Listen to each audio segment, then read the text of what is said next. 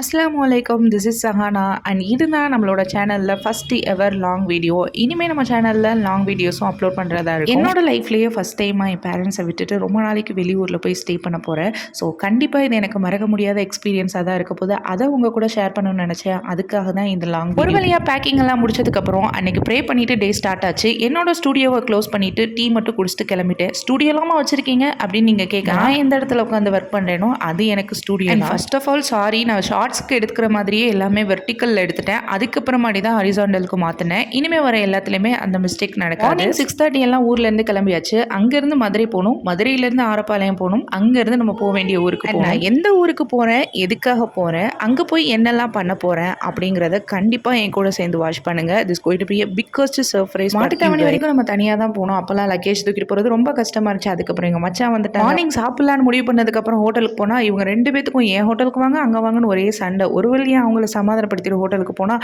இவங்களுக்கு பூரி செட்டு தான் வேணும்.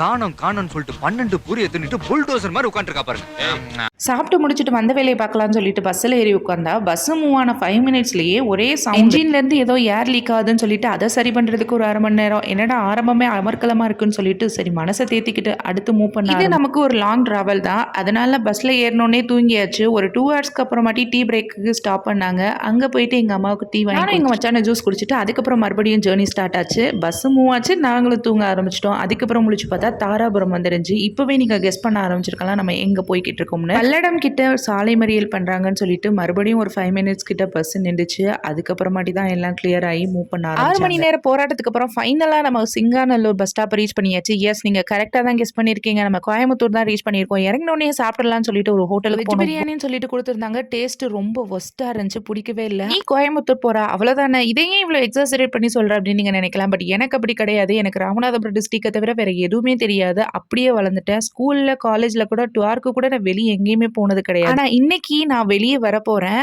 அதுவும் இல்லாமல் ஹாஸ்டலில் தங்க போகிறேன், தனியாக தங்க போகிறேன், தெரியாத ஊரில் தங்க போகிறேன். எனக்கு எப்படி இருக்கு தெரியுமா? என்னோட அம்மா தான் என்னைய மிரட்டுறதுக்காக கூட ஹாஸ்டலில் சேர்த்து விடுவேன்னு ஒரு தடவை கூட என்னை சொன்னது கிடையாது. அந்த அளவுக்கு வீட்டிலேயே இருந்துட்டேன். கிணத்துல இருந்த தவளையை தூக்கி கடல்ல போட்ட மாதிரி. இது எல்லாத்தையுமே நான் இஷ்டப்பட்டு தான் செய்கிறேன். ஏன்னா நான் ஆசைப்பட்டதை செய்ய போகிறேன். இருந்தாலும் அவங்க என்னை விட்டுட்டு போகும்போது ரொம்ப மனசு கஷ்டமாக தான் இருந்துச்சு. அப்படி நான் என்னெல்லாம் பண்ண போகிறேங்கிறத அடுத்தடுத்த வீடியோவில் சொல்கிறேன். வீடியோக்கு லைக் பண்ணிட்டு சேனலை சப்ஸ்கிரைப் பண்ணிருங்க. அப்போ தான் அடுத்த வீடியோ பார்க்க முடியும். பை.